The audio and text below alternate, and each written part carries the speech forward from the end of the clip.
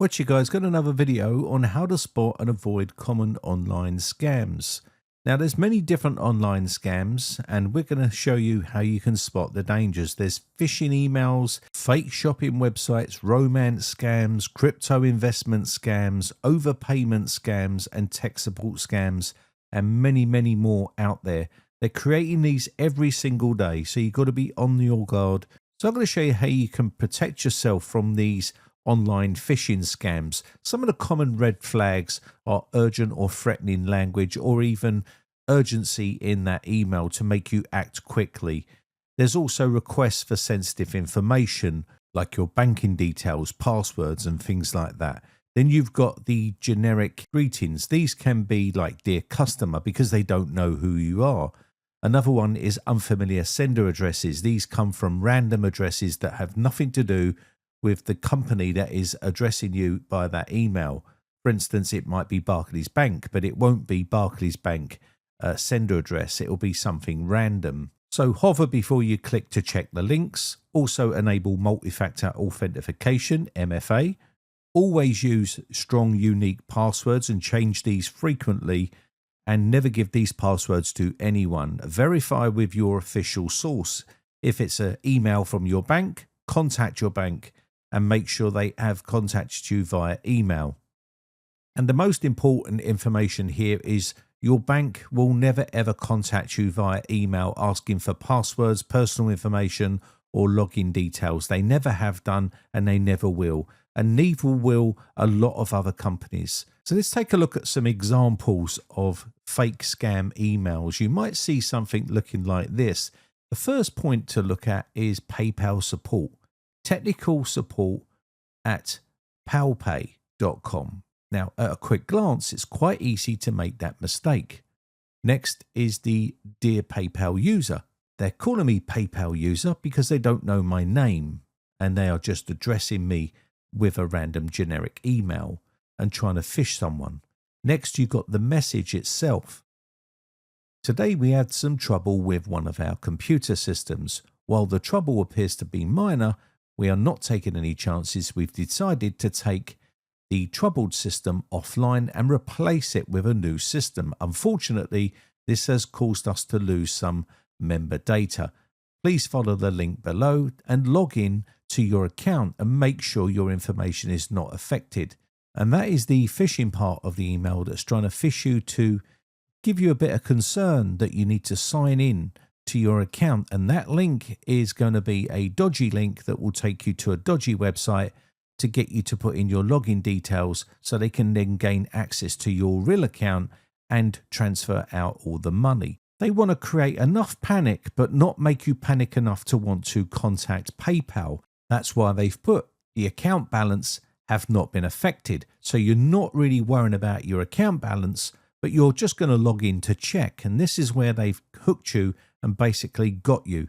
And this is where you've got to be super careful. Now, this is quite a crude phishing email, but there are some really convincing ones which could make you give up your precious login details, and that's something that you don't want to do. Never call these people and never sign in to any of these sites and never click on any of these links, especially from emails. And this is how phishing scams work. Now, you've got different types of phishing scams like HM Revenue and Customs.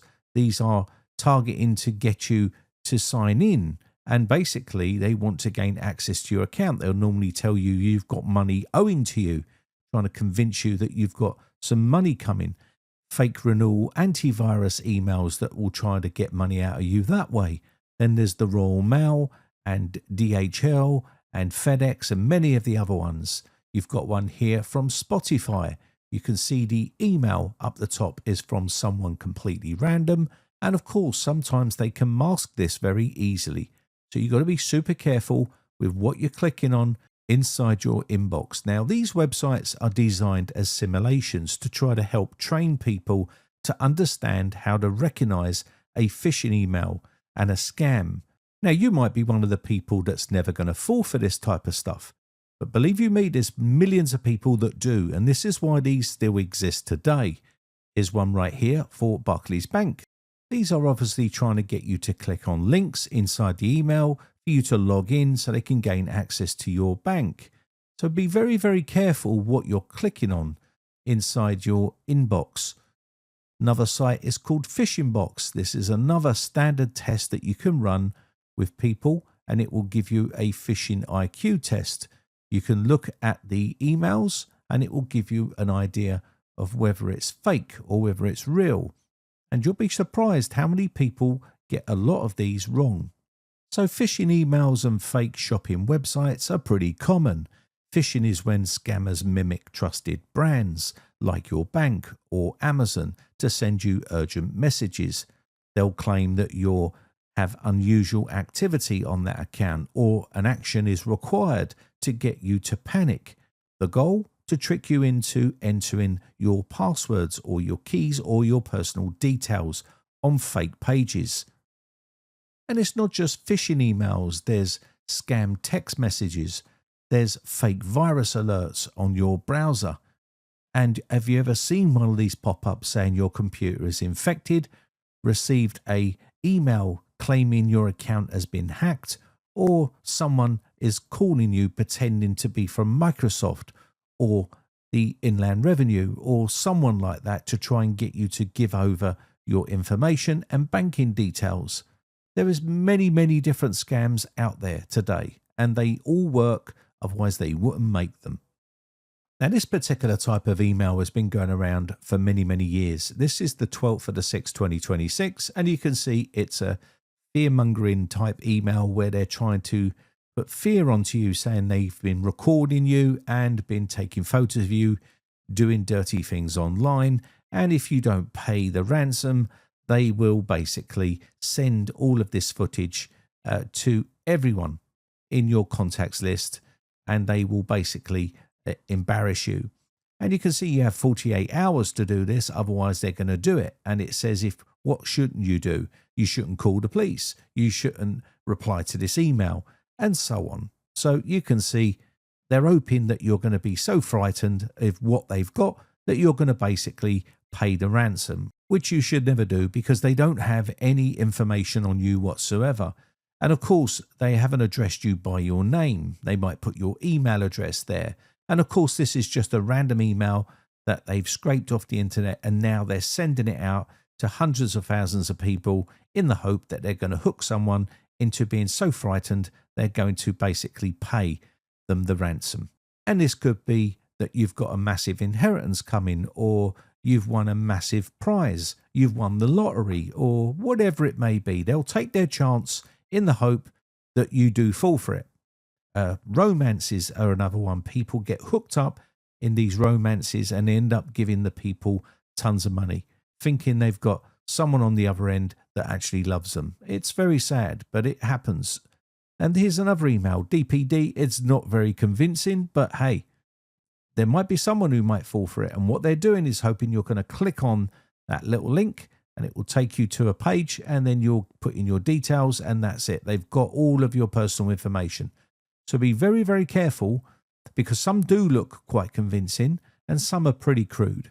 Now, I know some people's skill level is a lot higher than others, but you have to remember that there's lots of people out there that do fall for these scams, otherwise they would never make them. So just bear in mind that there is people out there that are way lower skill level than what you are. So that's why these videos are so important, so we can bring awareness to people that are vulnerable, that don't understand what a phishing scam is. Another common one that's floating around all the time is your TV license needs renewing, and basically they will try to get you to click on that box and put in all your details. Or you can call for help with the dodgy number at the very bottom, and you'll get through to some dodgy Indian tech support scammer that is going to basically ask you to make some sort of payment over the phone. And of course, what they will do is they will give you some banking information, and you will need to make a payment. And of course, it's going straight to them. But this is where the scary part comes. Once they get you on the phone, they will start working on you and start to inflate the price of how much you have to pay due to missed payments and things like this. And you've got to be very, very careful, because people have paid thousands to these scammers without even knowing. And then we got the good old Microsoft tech support scam, where You're told that your PC is infected and you need to call the number on the screen. Never call these numbers. They are just scammers on the other end. And what they will do is they will tell you your computer is infected and sending out viruses. And they'll ask you to install remote access software, which you should never do, and never let anyone remote into your computer. Once connected, they'll pretend to fix some problems, show normal Windows logs as proof of viruses, and install malware, steal files, and demand payment.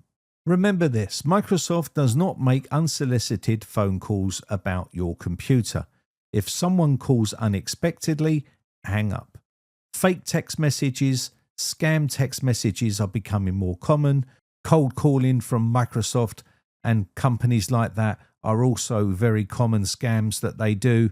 Just hang up and block the number. Important things to remember to keep you safe. Keep your Windows updated. Keep your browser updated. Use Windows Security or another reputable antivirus. Only download software from trusted sources. Never share your passwords. Be suspicious of urgency. Think before you click. Never give out any personal information or banking details, and never let anyone remote into your computer and take full control of your computer. In situations like this, you can pull the Ethernet cable out of the back of your computer. You can push Ctrl-Alt-Delete to bring up your task manager and basically end the task of your browser, restart your PC, clear all your browsing history, cookies, temporary files, all that sort of stuff, and then run some scans on your PC to make sure that you don't have any sort of malware on your PC. If you have given out your passwords, you're going to need to change them. And you're also going to need to contact your bank and let them know.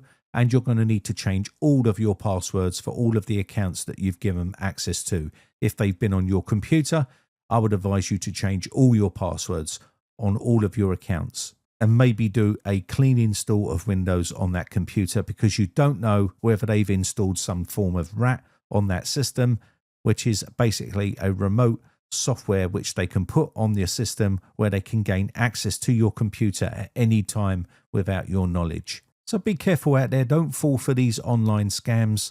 And remember, don't be embarrassed if you have fell for one of these scams. There's millions of people that have fallen for these scams all the time.